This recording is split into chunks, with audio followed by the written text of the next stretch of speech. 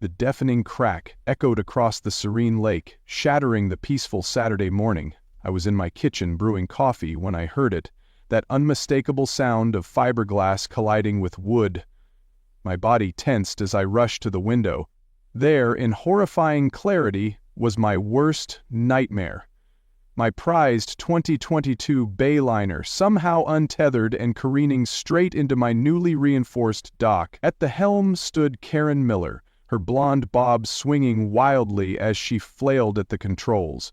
I bolted out my back door, almost tripping down the steps in my haste. By the time I reached the shoreline, the damage was done. My beautiful dock, the one I had spent 3 weekends perfecting with pressure-treated lumber and stainless steel fittings, had a jagged wound where the pontoon had splintered through it. Karen climbed out, adjusting her designer sunglasses as though she were disembarking at a yacht club rather than standing amid destruction. Before I could even speak, she pointed accusingly toward the water. "You really should have better signage out here," she said with astounding confidence. "How was I supposed to know this dock wasn't public?" I stood speechless, my morning slippers soaking in lake water, as the woman who had made it her mission to make my life miserable for months stood on my property, blaming me for her trespassing. What she didn't know, what she couldn't possibly have imagined in her entitled worldview, was that she had just triggered the clause in our Homeowners Association bylaws that I had fought so hard to include last year. Anyone causing property damage while trespassing is personally liable for all repairs. 100% responsible. I had moved to Lake Serenity Estates 18 months ago, seeking exactly what the name promised: serenity. After 15 years working in the city, I'd saved enough to buy my dream home, a modest A-frame with direct lake access and a private dock. The community seemed perfect. Quiet neighbors, well-maintained common areas, and best of all, the glassy waters of Lake Serenity just steps from my back door. I had plans for that water: fishing at dawn, afternoon paddleboarding sessions, and eventually, the boat I'd dreamed of since childhood. Everything was idyllic for about 3 months. Then I met Karen Miller at my first Homeowners Association meeting.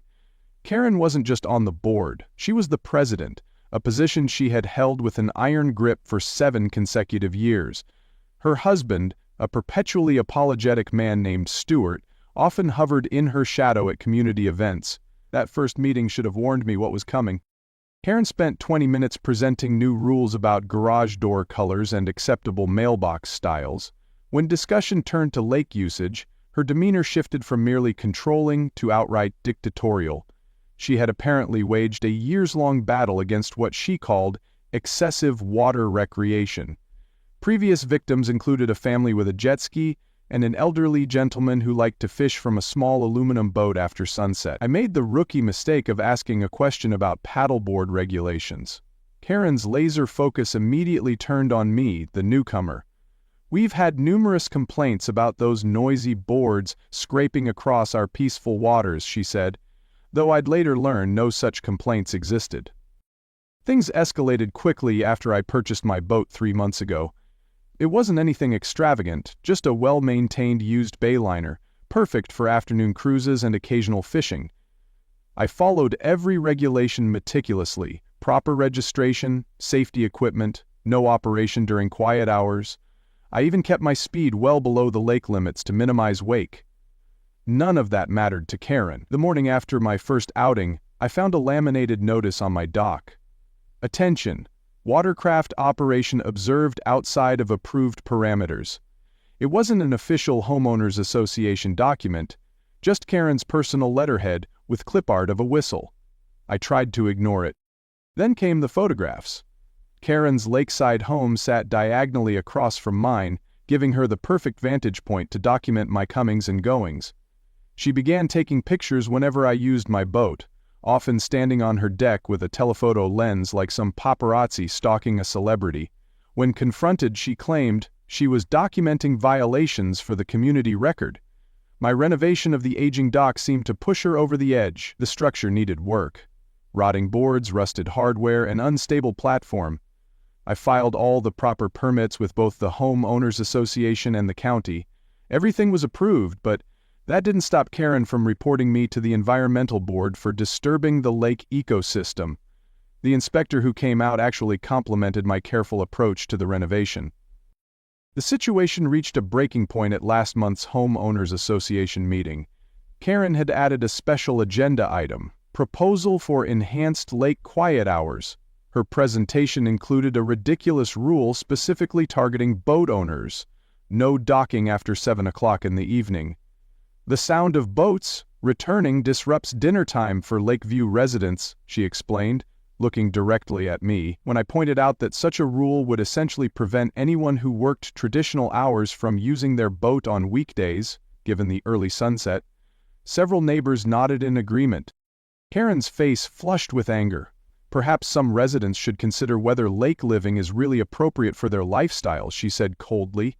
The proposal was tabled after other board members suggested more research was needed, but Karen's message was clear: she was coming for my boat privileges. That meeting was Thursday. By Saturday morning, Karen had escalated to direct action. And that brings us back to the moment she decided to inspect my boat and ended up commandeering it right into my dock. I later pieced together what happened from my security cameras. The footage was crystal clear. Karen arriving at 7:30 in the morning, clipboard in hand, wearing boat shoes and a captain's hat that would have been comical in any other context. She spent several minutes writing notes and taking photographs of my boat from the shore. Then, remarkably, she untied the moorings. The cameras captured her smug expression as she climbed aboard, apparently planning to take my boat for an unauthorized test drive to document some imagined violation. Her expression quickly changed to panic as she realized she had no idea how to operate a boat of this size. Instead of reconsidering, she fumbled with the ignition using a spare key I kept in a lockbox on the dock, a lockbox that was supposed to be accessible only to me and the marina for emergencies. The security footage showed her triumphant smile when the engine roared to life, followed by sheer terror as she accidentally pushed the throttle forward instead of reverse. The resulting collision happened in slow motion. My beautiful boat, with Karen white-knuckling the wheel, accelerating directly into my reinforced dock, with enough force to splinter the wood and crack the fiberglass hull. As I stood there on the shore, watching Karen make excuses about confusing controls and poor dock visibility, a strange calm came over me. I knew exactly what I needed to do. "Karen," I said quietly, "I'll need your insurance information." Her eyes widened behind her designer sunglasses. "Insurance? This is clearly a homeowners association matter. The association will cover any reasonable repairs, after we determine fault, of course. I was performing an inspection, as is my right as board president." I pulled out my phone and showed her the security footage. Her face paled as she watched herself untying my boat. "This doesn't look like an inspection to me, Karen. This looks like theft and destruction of private property." 3 neighbors had gathered now, drawn by the commotion. One was recording with his phone. Another was Walter Jenkins, the Homeowners Association Vice President. I turned to address him directly. "Walter, I'm calling an emergency Homeowners Association meeting for Monday evening. I'll be presenting evidence that Karen trespassed on my property, attempted to steal my boat, and caused significant damage to both my vessel and my dock." Walter, who had butted heads with Karen himself on numerous occasions, nodded gravely. Karen sputtered, her usual confidence evaporating. "You can't—" "I was conducting official business," I cut her off. "I'll see you Monday, Karen, and you might want to review Section 8, Paragraph 4 of the bylaws. You're so fond of quoting, the one about personal liability for damage caused while trespassing." Monday evening arrived with a tension-filled clubhouse. Word had spread quickly through our small community, and nearly every homeowner was present. Karen arrived last, flanked by her husband and looking unusually subdued. I had prepared thoroughly with printed copies of the security footage, screenshots, estimates from the marina on boat repairs, and quotes from contractors for the dock reconstruction. Total estimated damage, $18,642. The emergency meeting was called to order by Walter, who then gave me the floor. I presented the evidence methodically, without emotion. The security footage played on the projector screen, showing Karen's unauthorized boarding of my vessel in vivid detail. When I reached the part about the damages, I distributed the repair estimates to the board members. According to Section 8, Paragraph 4 of our bylaws, I concluded, any person who causes property damage while trespassing on private property is personally liable for all repairs. The Homeowners Association insurance does not cover such incidents. All eyes turned to Karen, whose face had grown increasingly pale throughout my presentation. I was conducting an inspection, she insisted, her voice lacking its usual authority. Walter cleared his throat and read directly from the bylaws. Board members may conduct visual inspections from common areas only. Entering private property requires 24 hours written notice and explicit owner consent. The board voted unanimously that Karen was personally liable for all damages. The Homeowners Association would not cover a single penny. As the implications sank in, Karen's composure finally cracked. $18,000? That's absurd. The dock was already falling apart, and that boat is hardly worth half that. Another neighbor, Susan from 3 doors down, who had previously supported many of Karen's initiatives, spoke up. Karen, we all saw the renovation permits, that dock was brand new, and we've all seen the boat. Stop making this worse for yourself. Karen looked around the room, searching for allies and finding none. For years, she had ruled our community through intimidation and selective enforcement of rules. Now, caught in a trap of her own making, she stood alone. The board also voted to temporarily relieve Karen of her presidential duties, pending a formal review. As we adjourned, homeowners who had previously scurried away from Karen now approached me with handshakes and supportive comments. The power had shifted, and everyone felt it. Karen and Stuart slipped out without speaking to anyone, her reign of terror effectively ended by her own reckless actions. 3 weeks later, I sat on my porch sipping iced tea and watching an unusual sight.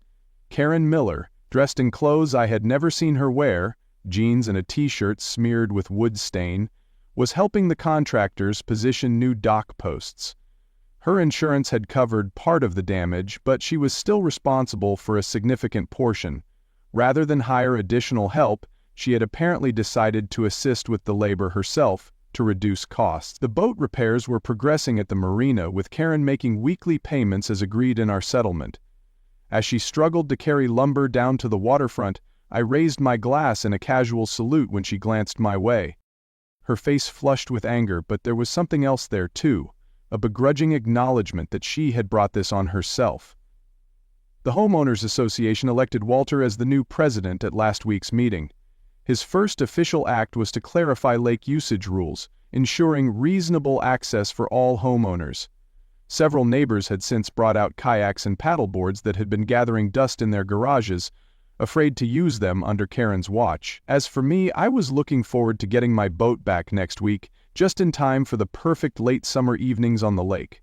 Karen might have crashed my boat and damaged my dock, but in doing so she had freed our community from her tyranny and learned an expensive lesson about respecting other people's property. Sometimes justice arrives in unexpected ways, like a mishandled boat steering straight into the consequences of one's actions.